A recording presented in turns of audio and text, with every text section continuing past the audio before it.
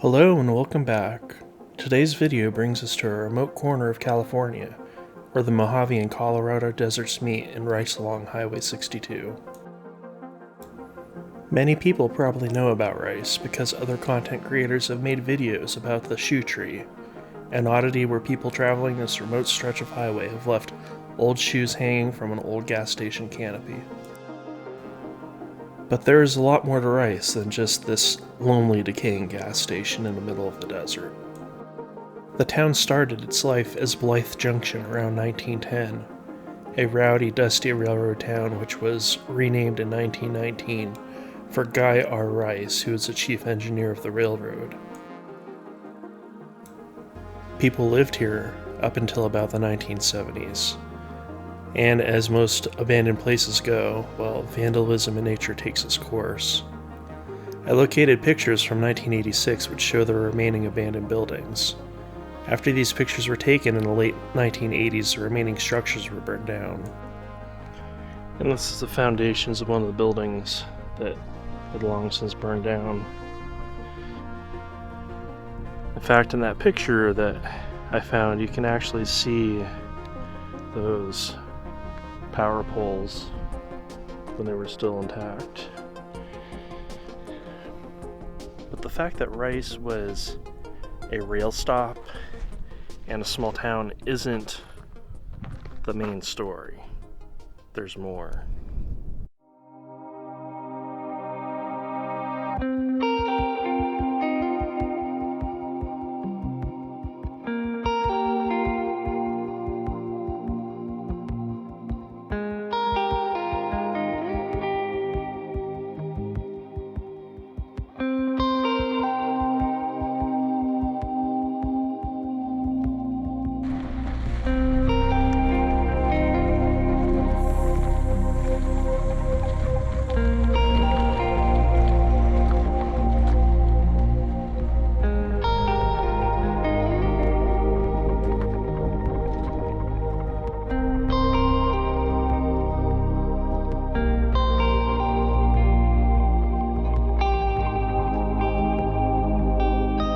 Welcome to the Rice Army Airfield.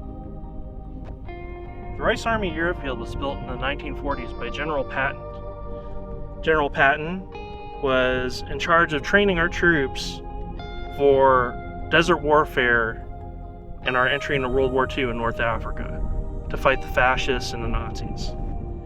The aircraft here trained, flew to the southwest to Palin Pass, and they engaged in practicing air-to-ground warfare.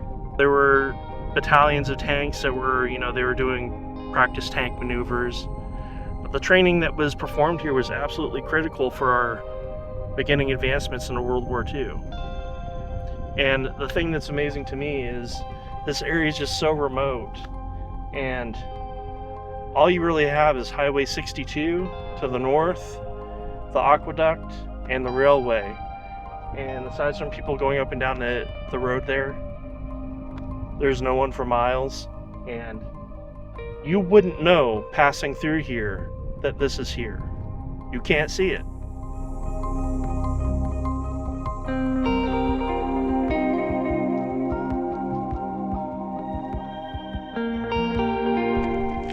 Look at that. Got old nails in there. That's probably a newer cartridge, but pieces of a plate, several.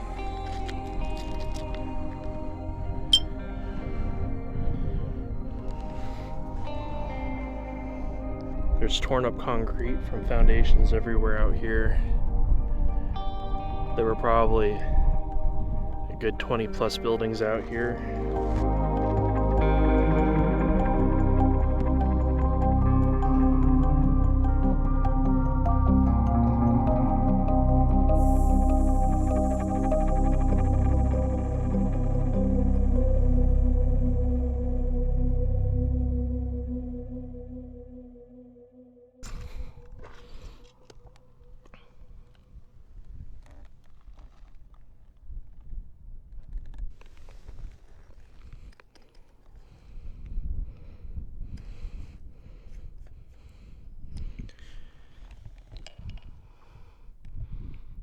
Welch juice bottle.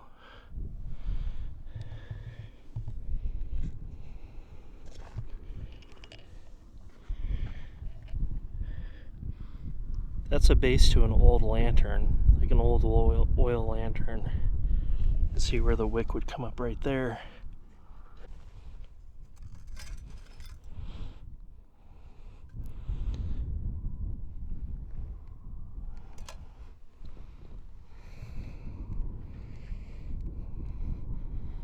Interesting. So what I'm gonna do, I don't want to camp in this wide open area because if somebody does show up at night, I don't want to feel like I'm necessarily exposed. But there are the remains of two 5,000 foot runways and taxiways. So we'll drive around the perimeter of the airfield and we'll find a spot probably on the south side of the airfield, and we're gonna camp out there overnight.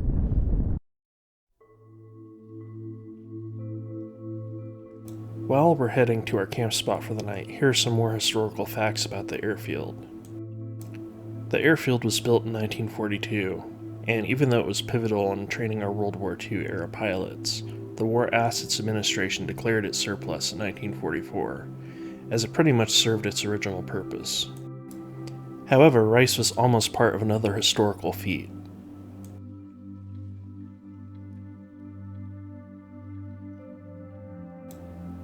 In 1944, J. Robert Oppenheimer visited Rice as a potential site for the Trinity test.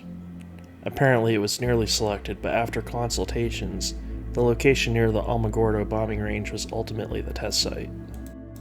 In 1949, the airfield was officially handed over to civilian control. It showed up as a public-use airfield in sectional charts through the 1950s. I have found many stories and accounts that indicated a portion of the facility became a flight school. Apparently the airfield became abandoned sometime between 1955 and 58. Unfortunately, there wasn't much explanation of why. So driving down one of the taxiways, did find this. There's this large berm, and somebody brought a boat out here and put it on top of this berm. So let's check it out real quick.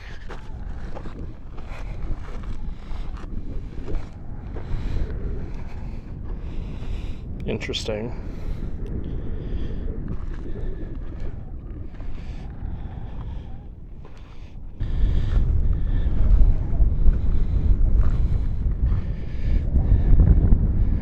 It's kind of funny.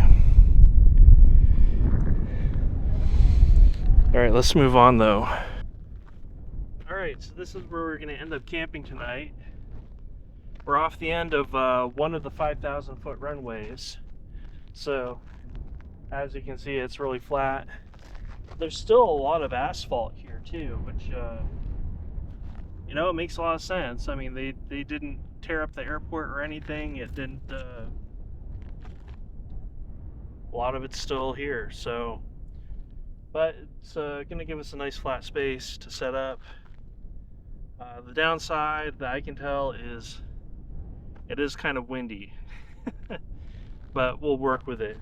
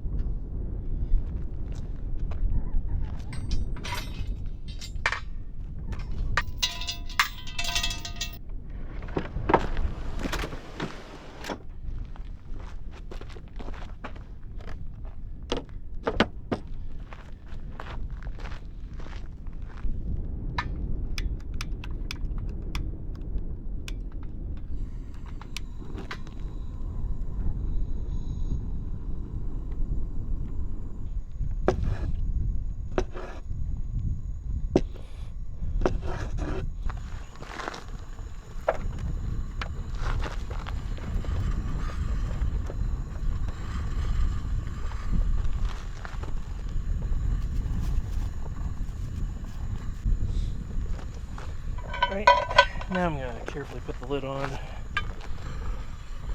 hopefully without burning myself. There we go.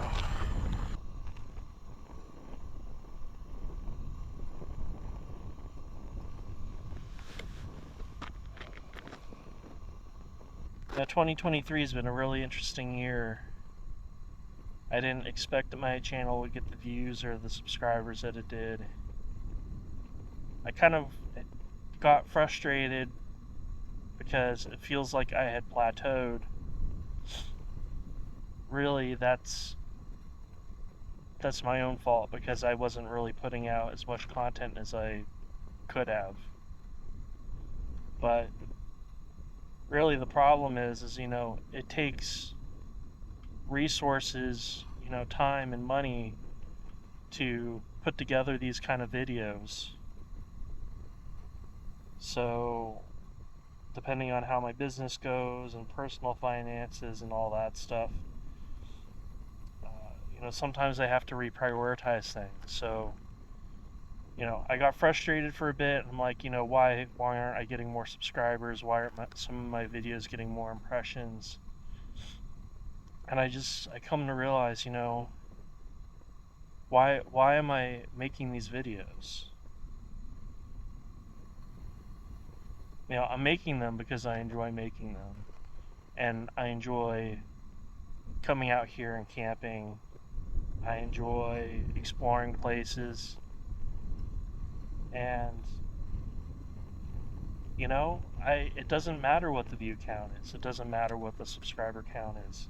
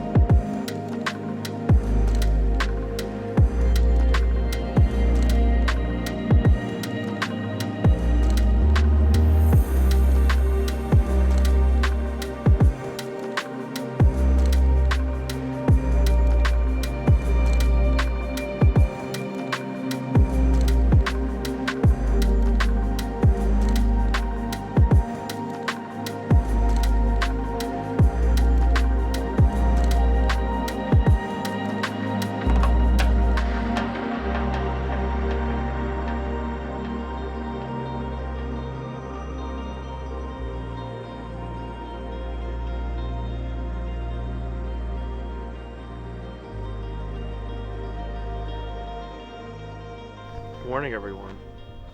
So it's a little bit after 9 a.m. I did sleep pretty decent, so I kind of missed the sunrise, which is kind of unfortunate.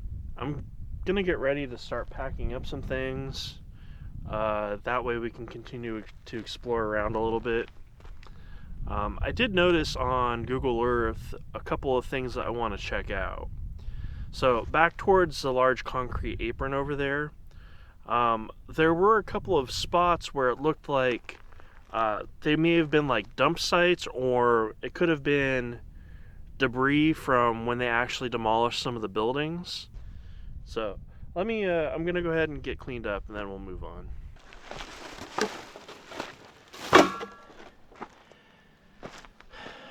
Alright, so I have everything packed up now, and I think I got all my trash, but I'm going to do a quick inspection of the area just to make sure nothing's left behind.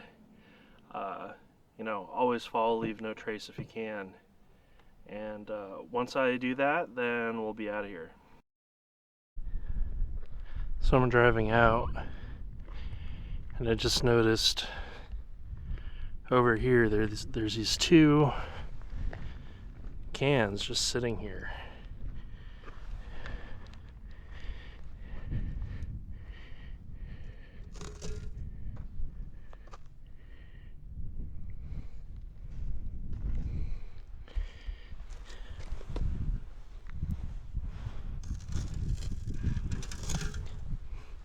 That one's kind of filled with mud, and you can tell that it was like laying down in the desert.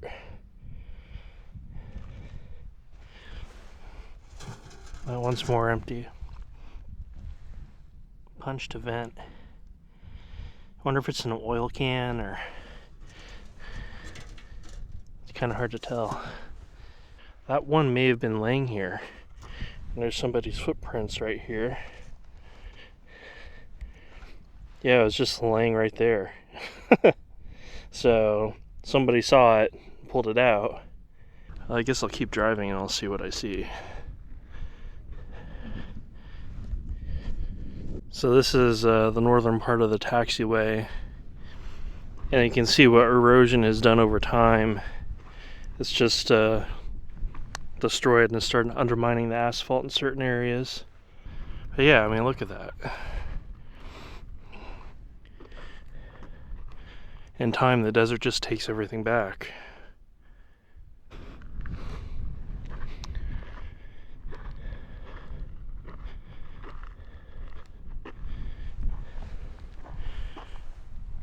Ton of nails over here. Probably was a wooden structure. It's a pretty big foundation too.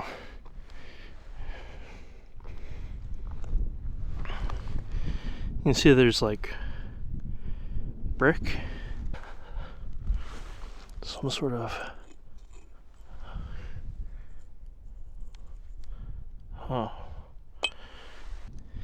when did knob and tube wiring go out of style?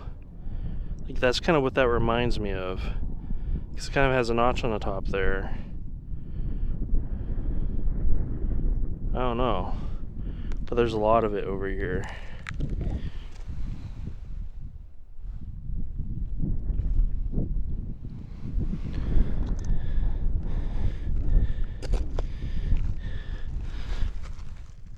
Look, there's an even bigger... Yeah, that almost looks just like a regular electrical insulator.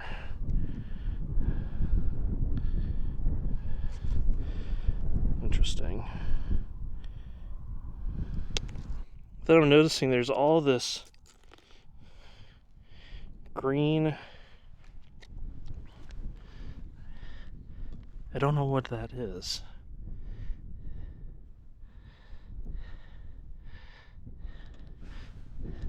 It seems like a rock, but it's actually really light.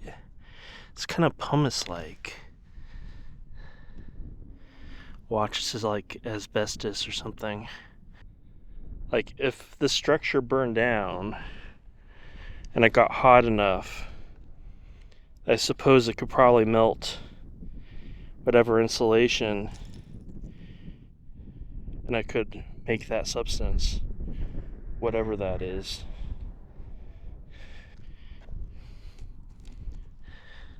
There's actually a piece of melted glass right there.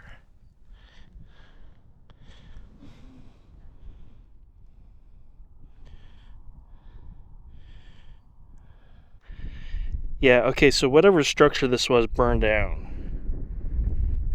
Was it intentionally burned down? There's another foundation over here, but I noticed all this, and it kind of looks like... No, it's not stucco.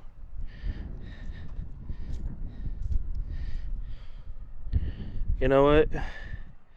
I'm betting that's probably like drop ceiling tile or gypsum, like from gypsum board for drywall or something. Though it's kind of, it might be gypsum, but there's a bunch of it over here.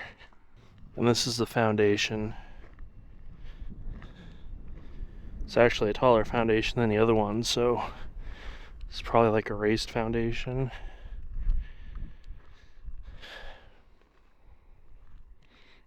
Then there's these concrete panels right here. And like that other building, there's nails everywhere. Like, look, there's even like a old pipe fitting.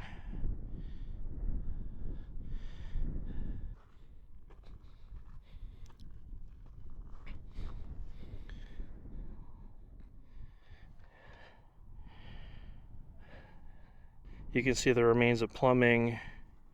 There's more of this gypsum material right here. Oh, and that looks like another one of those ceramic insulators, maybe? Nah, that looks kind of like a pipe fitting. Hard to tell. Looks like there's a drain in the floor that's... Oh, you know what? You know, this could have been like a latrine or some kind of restroom facility. Because I'm seeing multiple of those floor drains.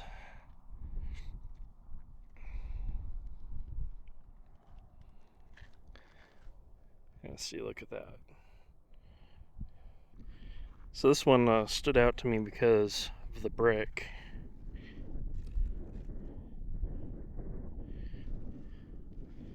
It could have been from a fireplace, but I don't know.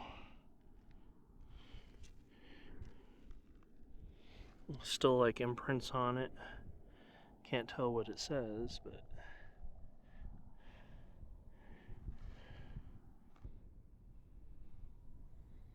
you'll find this a lot of times in these divisional camps out here. They would take rocks that they could find. They could make walkways to buildings.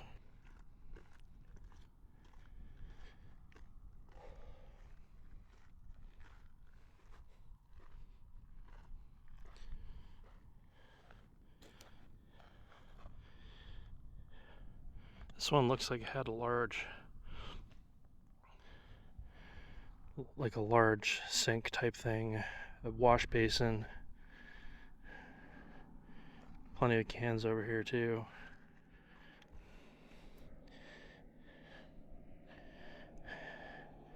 You can actually see, it looks like those are old shingles. Then over here on this side, there's something else that was over here, but it wasn't like a solid foundation. It was probably raised. You have these piers with rebar, so it could have been some sort of raised building. There's plenty of nails over here too. Oh, what's that?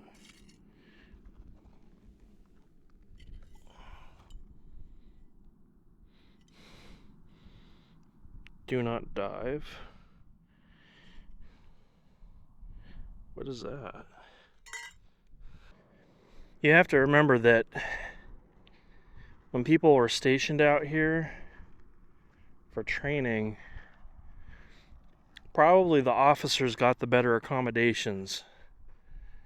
Probably a lot of these locations, you probably had people that were set up in tents. And, unlike modern tents, they probably would have been like the heavy duty canvas tents.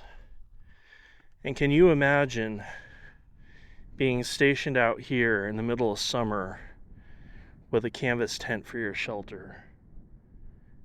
It would be hot and miserable. I'm at one of the areas where I noticed on Google Earth that there's a large amount of debris. We'll explore that a little bit in a little bit more detail, but I did notice this over here. This appears to be a foundation that possibly was used for a tower. If you look at these bolts, they're pretty big. That would be more than enough to hold up a tower, or possibly like a beacon for the airport. A lot of civil aviation airports will have like green and white beacons that usually operate after dusk. So it could have been for like radio and maybe the beacon lighting. But these are pretty big. Like, look at that. Actually, can I? No, they're rested on pretty good. So I kind of thought that was interesting to find.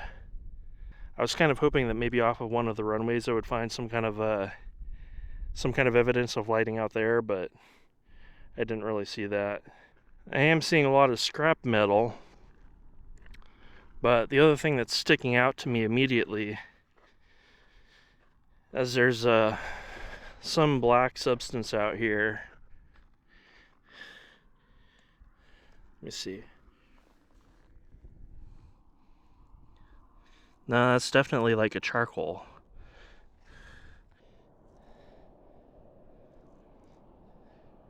Yeah, I don't know. It doesn't stain, so I'm thinking it's like a charcoal. And there's a lot of it. Like, mounds of it. Yeah, see, look, there's all these metal straps.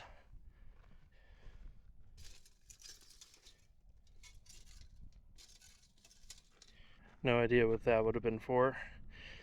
They kind of look like straps that you would end up putting like on a pallet. Like, if you look there, there's a crimping mark. There's a ton of nails over here. And some bolts.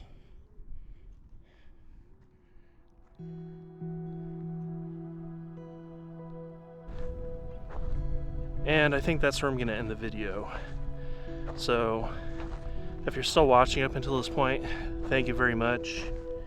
If you're new to the channel, please hit the thumbs up, and more importantly, hit that subscribe button.